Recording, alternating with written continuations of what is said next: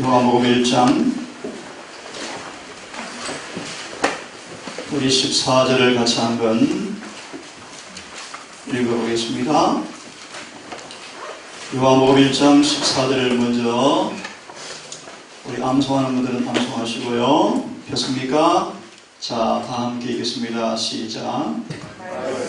육신이 되어 우리 가운데 거하시네. 우리가 그 독생자의 영광이요 은혜와 진리가 충만하더라. 예수님 안에 뭐가 충만했습니까? 은혜와 진리가 충만하더라. 질문을 드리겠습니다. 여러분, 이 은혜와 진리는 어떤 관계일까요? 은혜와 진리. 예를 좀 들어보겠습니다. 한번 들어보십시오.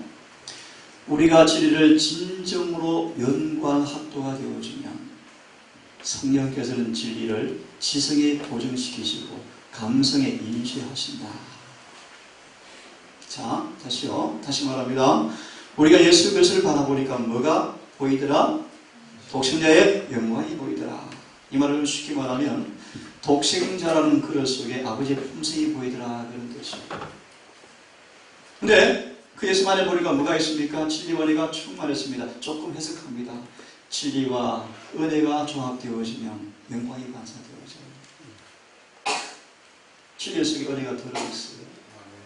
그 은혜가 무엇인가 하나 소개하면요, 하나님의 품성이에요. 그래서 다시 한번 얘기합니다.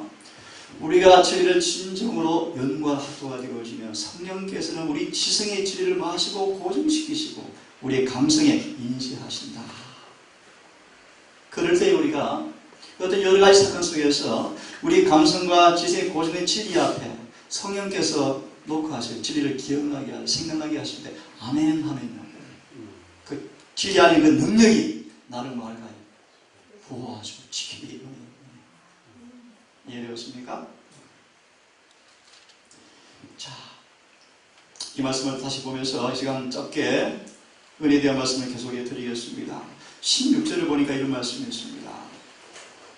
우리가 다 그분의 충만하심에서 받았으니 은혜에 의해 은혜를 하고. 그래서 이런 말씀 들어보셨습니까? 교회의 정의를 소개하기를, 사도행전 1장 말하기를 교회는 은혜가 실현되는 장소이다. 그렇게 말하죠. 그죠? 어떻게 보면 이런 말씀이 좀 쉽게 풀이하면 교회는 이 범죄한 이 땅에 죄악의 원성인 지구상에 온 죄인들을 고쳐주는 은혜가 이 교회에 포함되어 있다는 것입니다. 왜 그럴까요? 교회에 뭐가 있기 때문이요? 진리와 성령이 있기 때문이에요. 그런 의미에서 이런 표현이 있죠. 요셉은 은혜의 생물이었다. 요셉을 통해서 뭐가 흘러갔습니까? 신선한 은혜가 막 가만히게 흘러갔어요. 사람 요셉을 배가면 저렇게 살고 싶어. 너무 순결해. 너무 의로워. 은혜 충만한 사람의 모습이었죠. 일일이 성경을 잡히지 않겠습니다. 골로새 1장 9절의 말씀 보시면 그런 말씀이 있죠. 2장 9절에요. 그분 안에 시오나 그분 안에 예수님 안에 신성이 충만하더라. 무슨 말인가 하면 인간으로 오신 그 예수님 안에 보니까 흠도 좀 없는 순결한 거룩한 무한 흠 죄도 없는 아버지의 거룩한 품성이 환하게 있더라. 그런 뜻이에요. 이게 골로새 2장 9절의 말씀입니다. 그 다음 중요한 말씀, 너희도 그 안에서 충만하여졌으니. 잠깐 오해한 청님과 대화를 하면서 그런 대화를 하면서 제가 그런 말씀을 소개해 주었죠. 짧게 말합니다. 우리가 우리 안에서 성령이 충만한, 뭐가 충만하면요? 성령이 충만한, 다른 말로 어떤 뜻인지 아십니까? 은혜가 충만하다 그런 뜻이에요. 더 좀 쉽게 풀이하면요, 발끝에부터 머리까지 은혜가 차고 넘쳐버립니다. 이걸 다르게 말씀드리면 무슨 뜻인가? 우리 자아가 좀도 존재하지 않고 온 전 존재를 성령께서 마셨다 사로잡으셨다 이런 뜻입니다. 이게 성령 충만이에요. 그때 나오는 열매가 뭘까요? 예수처럼 되었더라 그런 뜻입니다. 이게 우리 신앙의 목표입니다. 목표. 은혜의 목적입니다. 여러분, 이 길을 달려가기를 간절히 바랍니다. 믿음으로 경주하기를 간절히 바랍니다. 히브리 12장을 잘 아시도 우리 앞에 허당 구름같이 둘러싼 정의들이 있어요. 누굽니까? 그들은 믿음의 경주를 경주하였는데 우리와 똑같이 탁월한 성벽과 저절이 쉬운 죄와 의미 쉬운 죄와 결정과 결함과 날마다 싸우면서 때때로 실패하였지만 마침내 그들은 인내의 경주를 경주하면서 다 승리했다. 그들을 봐. 어디서 넘어졌는지, 왜 넘어졌는지, 어떻게 승리했는지 교훈을 삼아서 너희도 거기를 가라고 말씀을 하시는 것이 그 본문의 말씀입니다. 다시 돌아옵니다. 우리가 그에게 받으니 은혜 위에 은혜를 라고 말씀을 하시는데, 다시 한 말씀을, 같은 말씀이지만 좀 읽어드릴게요. 성령께서 우리의 정신을 점령하여 우리의 격렬한 감정을 억제할 때 우리는 예수를 더욱더 닮게 될 것이다. 참 놀라운 표현이죠, 그죠? 성령께서 우리의 뭘 지배할 때? 정신을, 한번 질문을 드려요. 어떻게 성령께서 내 정신을 지배할 수 있을까요? 어떻게 할까요? 어떻게? 여러분 가만히 성령이 정신을 지배하던가요? 다른 말, 우리 생각을 지배하던가요? 어떻게 하면 그렇게 될까요? 그래서 에녹이 하는 방법을 소개하면 에녹은 계속 예수를 뭐 했습니까? 바라보았어요. 그분과 대화했어요. 기도가 호흡처럼 이루어졌어요. 그는 늘 매 순간마다 예수님, 내가 못하기 원합니까? 한 방법을 소개했습니다. 어떻게 성령께서 내 마음을 지배할까? 한마디로 말합니다. 우리가 예수 그렇게 사모하고 바라보고 그렇게 원하면 그들이 믿음의 원대로 성령께서 뭐 하십니까? 역사하셔서 우리 마음을 지배해요. 단순하죠, 그죠? 다시 하나 소개합니다. 내가 내게 뭐 해주기 원하느냐? 그 갈망, 그 갈증이 진정으로 그분께 믿음으로 고백이 되어지면 성령은 역사하셔요. 찬미처럼 내 생각 속에 내 마음속에 주님이 계시기를 원하는 찬미가 있죠, 그죠? 다시 얘기합니다. 어떻게 내 생각 속에 그분이 머물 수 있을까요? 간단합니다. 우리의 생각을 그분께 자꾸 드려야 돼요. 그 방법 가운데 하나가 뭘까? 진리를 잘 연구하는 거예요. 진리를 부지런히 연구하면 그 진리가 아까 읽었죠. 성령께서 우리 지성과 감성이 많다 인지할 때 그 진리가 내 생각을 자꾸 뭐 할까요? 이끌어줘요. 자꾸 잡을 수 있게. 이해했습니까? 그때 우리가 주님 그렇게 하겠습니다. 시험과 여기 와서 내 자존심을 긁고 상처를 줄지라도 진리가 예를 들면 참아라, 기도해주라. 예를 들어서 그죠? 그러면서 기억나게 할 때 아멘 하고 진리로 동의하면 그 진리가 우리를 뭐 해요? 생각을 다 지키셔서 흔들리지 않게 딱 만들어주세요. 그런 말합니다. 우리가 그분을 깊이 바라보셔야 돼요. 그래서 예수를 바라보는 의미를 잘 아시죠? 고린도후서 3장 18절의 수적을 잘 아시죠? 예수를 바라본다는 것은 그분의 생애를 조목조목 연구하는 것을 가리킨다. 최근에 제가 간증이 되었죠, 그죠? 마지막 시대에서 한 것도 거꾸로 읽어가는데요. 지금은 이제 오늘 뭘 읽었냐면요. 뭘 읽었을까요? 너희는 마음에 근심하지 말라. 시대에서 가장 긴 챕터가 그 챕터. 2번 깊이 읽어봤어요. 2번. 아주 많은 은혜를 받았죠. 참 놀라운 교훈의 내용이 쫙 그 안에 박혀 있어요. 한번 읽어보시기 바랍니다. 그래서 한 장면 한 장면들 읽고 또 읽고 묵상하고 생각해보고 때때로 메모해보고 정리해보고 좋은 구절 암송해보고 이렇게 하는 것이 뭐 하는 것이다? 예수를 바라보는 것이다. 그렇게 바라볼 때 성령은 가까이 오셔요. 그래서 우리 마음속에 그렇게 말씀을 연구하면서 우리 마음에 갈망을 주는 분도 성령이시지만 그 갈망대로 마음이 그렇게 주 앞 믿음으로 피를 떼어질 때 성령께서 갈망을 채워주는 분이셔요. 네. 간단한 말씀을 드렸죠? 자, 그럼 이 시간 몇 가지 말씀을 더 해드린 다음 마무리하려고 합니다. 우리 안에 천국이 이루어져야 합니다. 그리고 천국이 주기도문처럼 당시의 나라가 임하옵시오며, 그죠? 그 나라를 소위 우리가 일컫기를 뭐라고 말씀하죠? 은혜와 진리의 왕국이다. 그래서 은혜의 왕국이다. 우리는 어떻게 은혜의 왕국이 이루어집니까? 다시 말하면 어떻게 이루어집니까? 간단합니다. 은혜를 받으셔야 돼요. 은혜를 경험하셔야 돼요. 로마서를 말씀드리면 은혜가 우리를 지배하셔야 돼요. 근데 은혜가 나를 지배한다는 말을 다르게 말씀을 드리면 성령께서 예수 안에 있는 은혜를 가지고 오실 때 성령께 굴복하셔야 돼요. 그래서 은혜는 조건이 있어요. 무조건적인 은혜는 없어요, 성경에. 공기, 물은 무조건 일어서만 말고요. 실제 우리를 변화시키고 정련시키고 깨끗게 하고 거룩하게 하는 모든 은혜는 조건이 있어요. 그 은혜의 성령 앞에 조건 없이 굴복하셔야 돼요. 순복하셔야 돼요. 이거 다른 말로 내 눈이 범죄하거든 뽑아버릴 정도로 어지를 쳐서 복종시키셔야 돼요. 이거 우리의 몫이에요. 다시 말하면 우리 안에 천국이 이루어져야 합니다. 당신의 나라가 이루어져야 합니다. 당신의 나라를 성경은 말하기를 의의 나라다라고 말씀하죠. 그죠? 사랑이 통치하는 나라라고 말씀하죠. 그죠? 우리 속에 사랑의 완성이 되어져야 합니다. 의의 나라가 이루어져야 합니다. 그러려면 외부에서 오는 누룩의 비유처럼 외부로부터 오는 내 안에 없는 하나님께서 주시는 은혜의 선물을 우리 안에서 받지 않고서는 이 나라가 이루어질 수가 없어요. 자, 그런 말을 전제해서 몇 가지를 좀 읽어드리고 마무리하겠습니다. 우리 영혼을 소생시키시고 그분의 풍성과 동화시키는 하나님의 능력을 마태복음 13장의 본문을 통해서 누룩으로 하나님께서 비유하고 있습니다. 영혼을 뭐하고? 소생시킨다. 소생시킨다가 무슨 뜻일까요? 이게 에베소서 2장 1절의 말씀입니다. 허물과 범죄로 죽은 사람에게 뭐가 불어넣어지는 거예요? 생기가 생기. 호흡이 불어넣어질 것마다 살더라. 에스겔 37장. 바짝 말라 죽어있는 그 마른 뼈에게 주님께서 대언하니까 막 움직여요. 막 움직여요. 움직이지만 뭐가 없더라? 아직 생기가 없더라.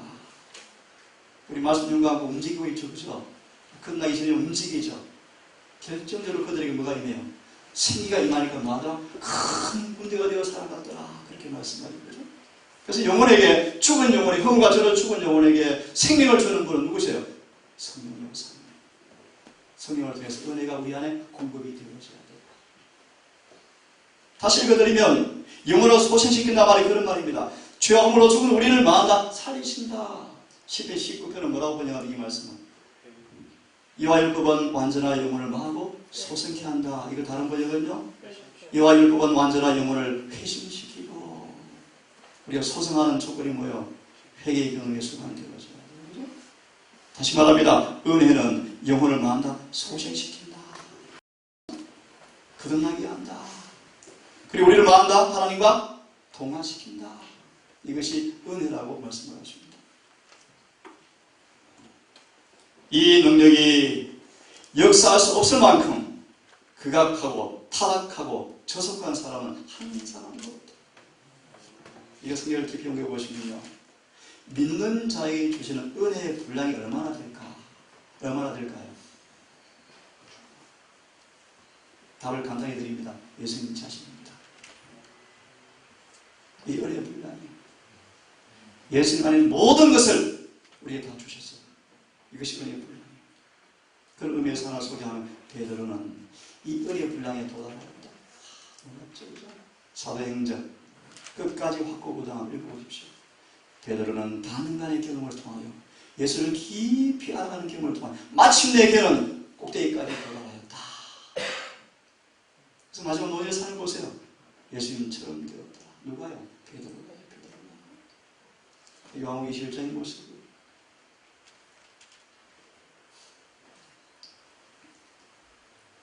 성경의 역사에 굴복하는 사람 모두 속에서 새로운 생명수가 심어지고 잃어버린 하나님의 형상이 다시 회복을 되어집니다. 성령. 그래서 여러분 말씀드렸죠. 영생의 조건을 딱 한마디로 요약하면요. 성령 충만. 이걸 가르쳐보기를 미국은 그렇게 말하죠. 영생을 얻는 방법은 하나밖에 없다. 주님과 완전히 하나가 되는 것이다. 우리를 완전히 하나 되게 하는 것이 누구시죠? 성령이요, 성령. 이 요한복음 14장, 6장, 7장입니다. 그날에 내가 너희 안에, 너희가 내 안에 있으면 내가 아버지 안에, 아버지가 내 안에 계셔서 우리가 하나 된 것처럼 너희가 우리 안에 있어서 온전하게 되게 하려 하는 예수님을 참으로 구원한 사실을 세상으로 하여금 믿게 하려 합니다. 그 사실이 오순절에 이루어졌어요. 오순절. 성령 충만하게 되어지자 사람들이 베드로 보면서 예수를 막 시인했어요. 왜요? 베드로 속에 누가 나타나요? 예수가 증거되었어요. 그게 성령 충만이에요.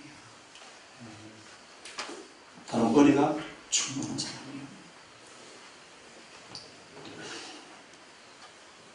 거듭 반복해드리면 우리는 반드시 변화가 받아야 합니다.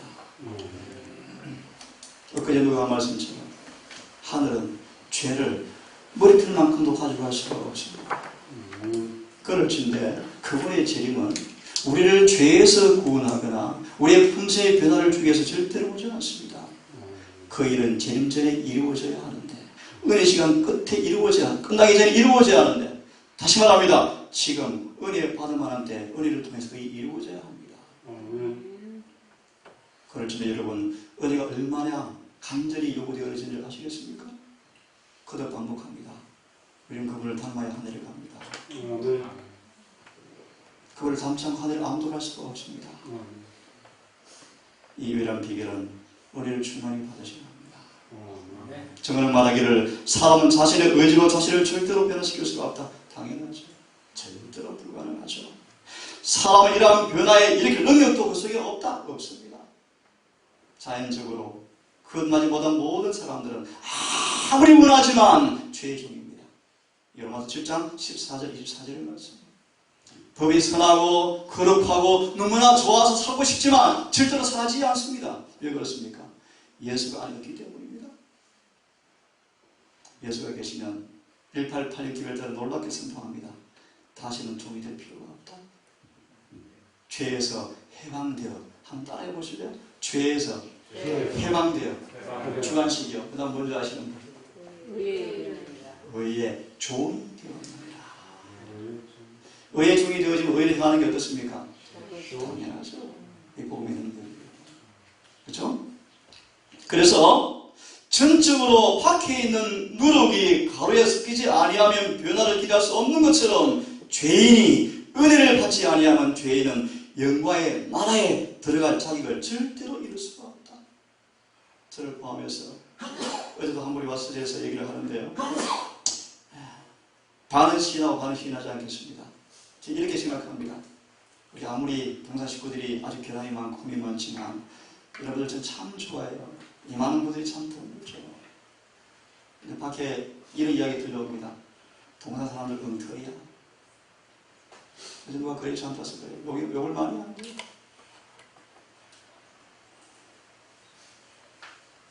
하여튼 그런 판단과 정죄를 떠나서 여러분, 그런 물에 대한 판단을 하지 맙시다. 우리도 은혜가 필요하죠. 그죠? 은혜를 구하십시다. 사람의 판단과 평판은 다는 아니에요. 틀릴 수도 있어요. 예를 들면 예수님만큼 오해받은 분이 없어요. 우리 예수란 말은 아닙니다. 그죠? 그런 판단이 자주할 필요 없어요. 더 우리 은혜가 필요합니다. 그래서 저와 여러분들이 아까 서두의 말씀처럼 교회는 은혜가 실현되는 장소라고 말씀했죠. 그죠? 그 은혜가 충만한 이 교회에서, 이 진리의 보고에서 여러분 은혜를 누리시기를 간절히 바랍니다. 그 은혜를 통해 이루어지는 놀라운 변화가 이 말씀대로 이루어지는 놀라운 감동의 체험들이 있기를 간절히 바랍니다. 변화는 오직 성령의 역사를 통해서만 이루어질 수 있다. 빈부 귀천을 막론하고 구원을 얻고자 하는 모든 사람들은 성령의 역사하심에 복종해야 합니다.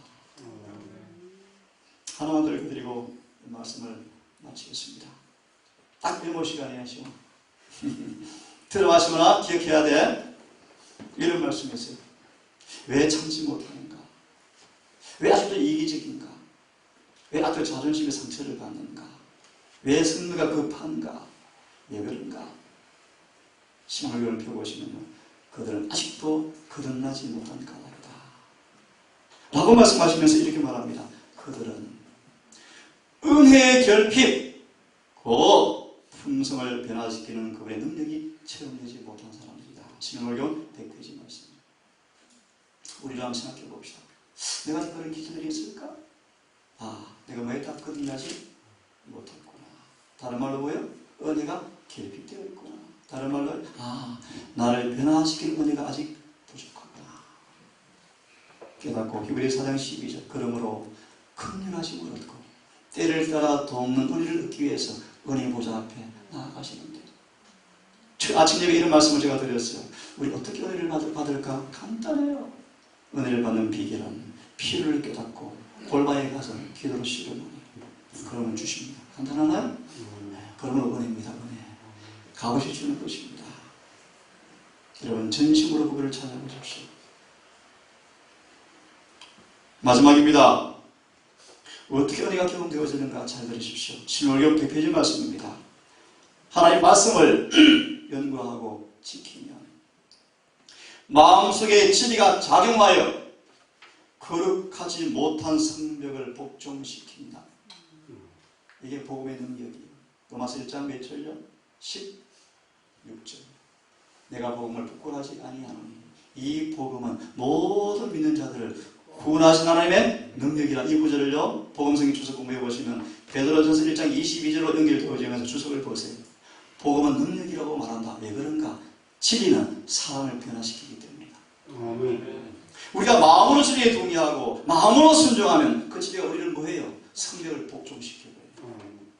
거친 사람들을 부드럽게 만들어요. 아주 게으른 사람들을 성실하게 만들어버려요. 우유부단한 사람을요 강철이 된 사람으로 딱 만들어버려요. 그렇죠? 성령께서 오셔서 죄를 깨닫게 하시고 마음속에 심긴 믿음이 그리스도의 사랑으로 역사하게 되어서 우리의 몸과 영과 혼이 그분의 형상과 일치하게 되어진다. 이것이 은혜. 그래서 진리, 성령, 은혜는 항상 같이 오는 경험이에요. 모쪼록 여러분 양식을 다시 보내고 또 새로운 한 주의 한 날이 왔습니다. 한 날을 시작한 이 밤에 하나의 시작은 밤입니다. 그죠? 또 아침입니다. 은혜를 받는 그 일에 헛되이 받지 않기를 간절히 바라고 은혜에 이르지 못하는 자가 되지 않기를 바라고 은혜의 구원은 성의 임재가 경험되어지는 그 은혜가 충족되어져서 이런 모두의 삶 속에서 이 말씀이 문자 그대로 이루어지는 거룩한 구원의 경험들이 날마다 이루어지길 바라면서 말씀을 마치고 기도하겠습니다. 바로 기도합시다.